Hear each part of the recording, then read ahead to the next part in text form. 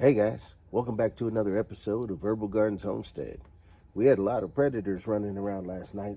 They were setting off the lights. I was running from window to window trying to figure out what was going on. We're going to talk about that more right after this.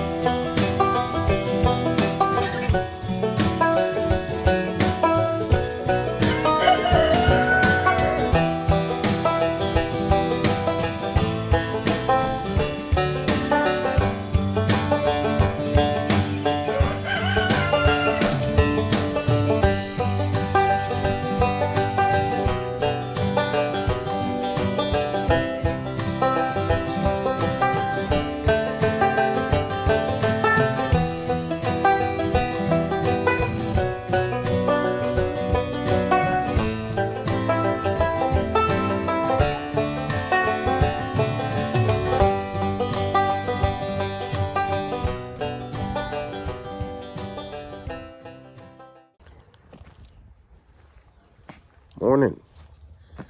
There was a lot of things going on last night. I tell you what, it was pretty disturbing. We were sitting around and we kept hearing sounds like, snarling and stuff like that, and some like little yelps and stuff. And I heard a big yelp, and I think something tried to get into the goat corral, and it got zapped. Thank God I put that up, because they could have got in there and got our goats. Hey, they're running around. Right now, I'm doing a walk around just to make sure everybody's okay. Yeah. Hey guys. We had a big rain last night, so it's a little dirtier than normal. We're going to what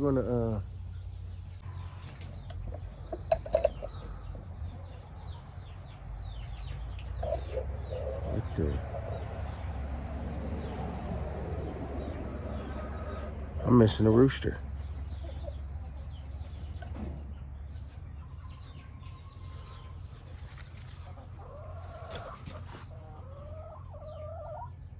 Holy smoke, I'm missing a rooster.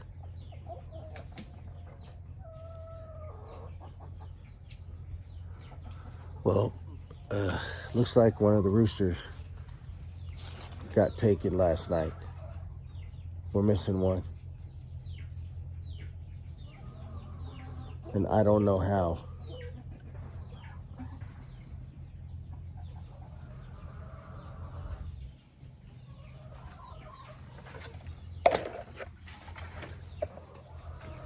But it's gone. We're missing one. We're gonna have to go around the back and check to see. Man, this is not good.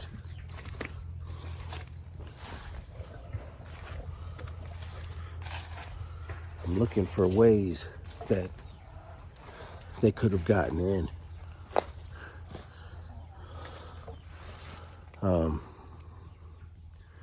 Well, look at this. Right here, looks like something pulled the gate out here, and this is also torn right here. I'm gonna have to fix that. See what I did? I've showed you guys in other videos, but I put all of these right here so that nothing could dig underneath the back side of the chicken coop area. See? And I don't see anything lifted up.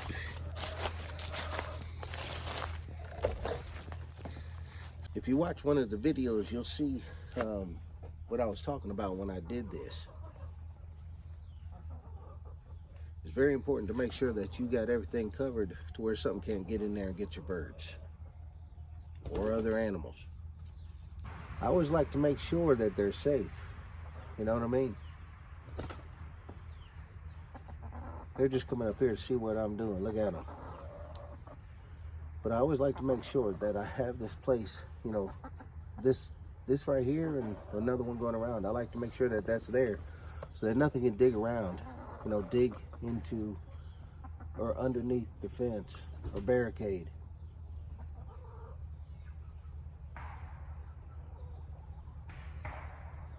Let's go on the other side and see how that looks. See, on this side we have, I stacked up a whole bunch of things, and I got the metal on the sides and stuff like that to make sure that they're not getting in there. And it looks like from here, nothing got in.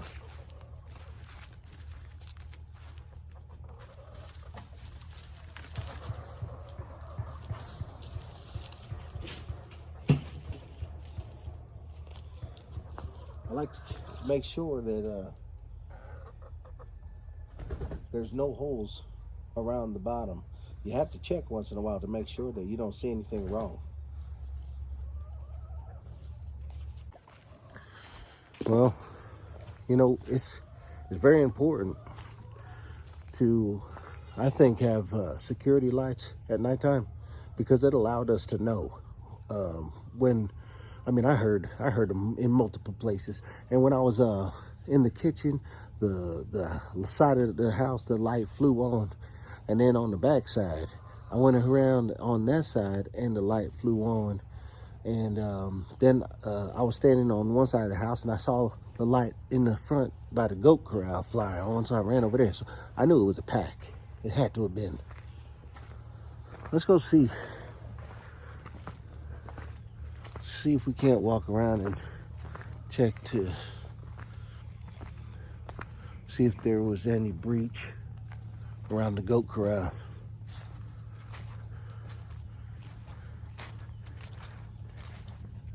Hey guys. Hey, how you doing? We only have 3 goats right now because after we moved, we couldn't take anything with us or anything, so there was a lot of things we had to leave behind.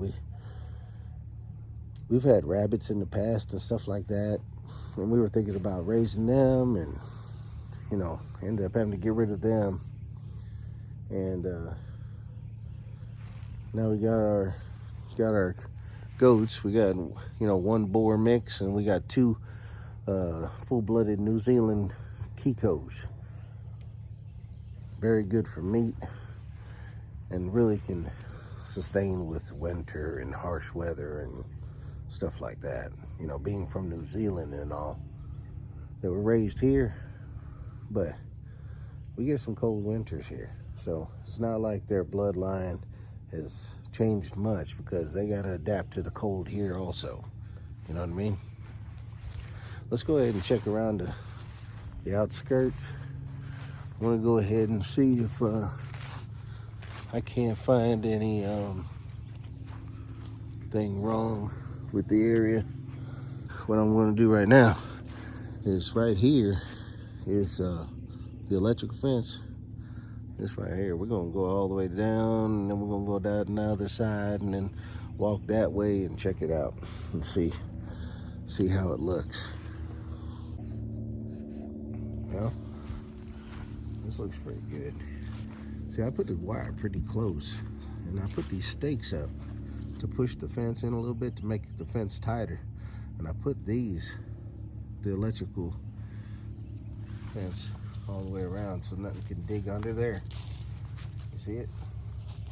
So we're gonna walk around and see there again. I push it in a little bit and I have the electrical wire. That way nothing can dig under there. I had a couple, I actually sat and didn't do anything, and I just watched to see if they were gonna push it in and climb under it. One tried to stick his head under there, and its back got zapped so bad it turned around and took off. So it's not enough to kill anything, but it sure will scare him away.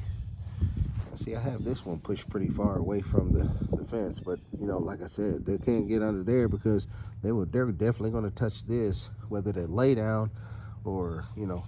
And if you look this way, it's like, I don't know, it looks like about 5 inches above the ground. So even if they climb over, you know, take a step over there and try to stick its face under that fence, it's going to get zapped. Now I put another one up here. I gotta be careful not to touch it. Last time I was showing you guys something like this, I touched the thing and got zapped myself. Not enough to kill you, but enough to really make you mad or scare the heck out of you. You know, it hurt. So, not enough to hurt you, but enough to scare the heck out of you. So we're gonna keep on going around and checking out this fence line. It all looks pretty good still. So I don't see any, you know, thing digging. And you know, I'd never put one in the middle, but I think I might, just in case something tries to grab it with its teeth in the middle and pull so hard. But I don't think it'll even come up because it's clipped on here. You know, it's clipped here, down at the bottom, and up here on the top. So everything looks as it is. And yeah, I put this one up here in case something tries to stand up on the fence or try to pull its way over. You know what I mean? And I'll say it once again. I think it's very important to have these warning signs. Okay, people? It's very important. All right? So you want to keep them on your fence in case somebody touches it. I haven't had no kids get zapped yet, so my son, he rode his motorcycle really close to it. But yes, all this looks pretty good. I don't see anyone digging. See, this one's high over. This one's a lot higher over here. But as I said before, nothing's going to be able to stick its, you know, see how the ground slopes down right here? Nothing's going to be able to stick its face under there.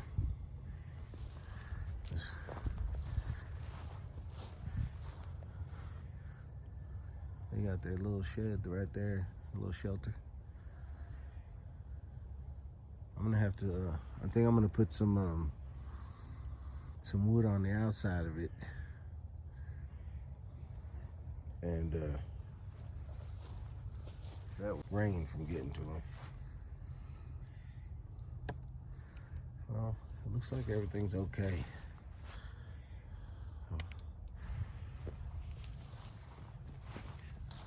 It doesn't look bad.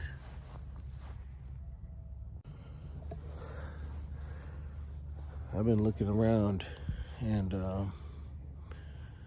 I saw some scat the other day again, but I do believe it was wild boar what I saw. I don't know if I showed it to you in the video. I might have just talked about it, but yeah. So let's go check around the other side.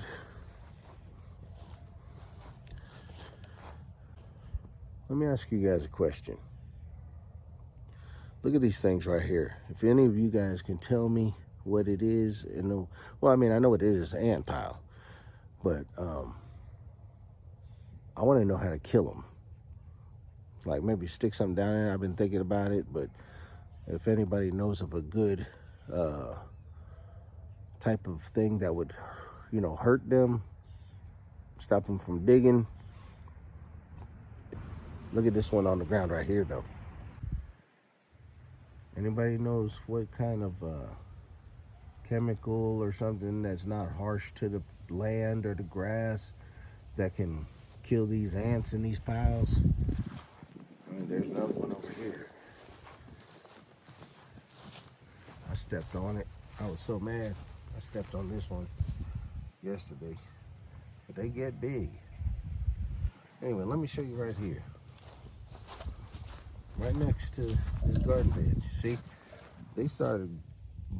They put one right under this corner and it came up and I was so upset.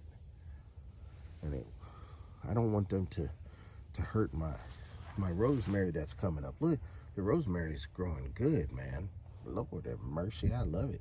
Jeez, oh Pete. I don't want to go back into my forest because, like I said, yeah, last night was a little different. There was a lot more animal activity than we're used to out here. I got a lot of acreage in the forest that I would love to clear out, but it's really, it's not something that's easy to do when you don't have a bulldozer. I'm gonna clear some more out probably during the springtime. I would like to get more of this area cleared out because maybe go back another acre. Eventually I would like to go back maybe 2 or 3 acres. But it's going to take some time taking a chainsaw just whacking all this down, isn't it? It's going to take some time.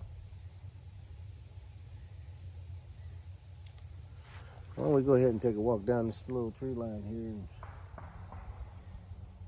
I just heard some guns getting shot out there. It's probably doing some hunting or chasing things off their land. I have a neighbor, and he had some feral dogs coming up from the forest, and they were killing his cats right on this patio. Yeah, I couldn't believe it. They were killing his cats right on this patio. And he saw one of them actually get into his barn, chase after his cats that climbed up onto a shelf in there, and they were trying to kill him. And he's found dead cats in the yard and stuff, and that he had the cats to, keep the rat population down or anything like that might come into the yard, mice or whatever. When you live out in the country, you don't want all them rats and mice trying to find food and warmth around your house. It's not bad to have a barn cat or two. Let's go ahead and take a walk down this side. We won't go back far into the forest, but maybe, a little bit. See what's going on out there. What kind of berries? Anybody know what kind of berries these are? You know what kind of plant this is, or I'm sorry, tree? I'd like to know. Yeah, let's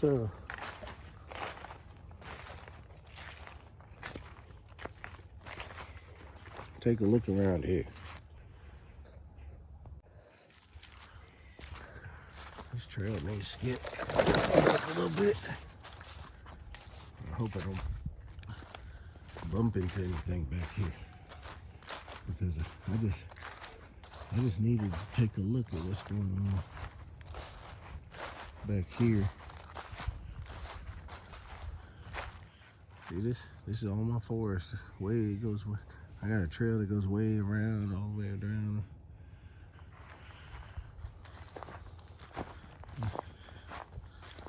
But I'd like to get all these trees out of here.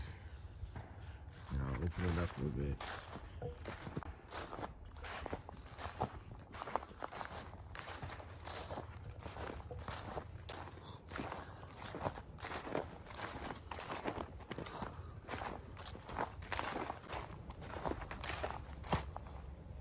What is that?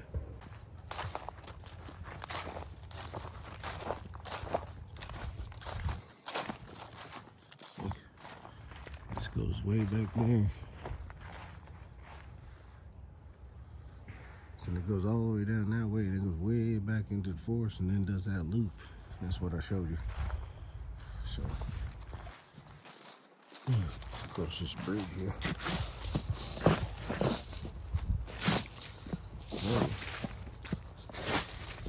I'm gonna have might have to put up my trail camera again. I just heard that. I don't know what that was.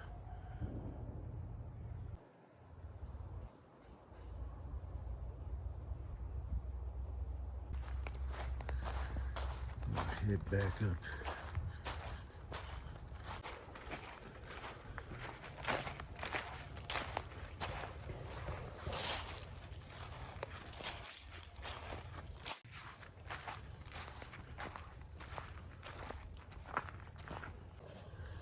But anyway, it sure does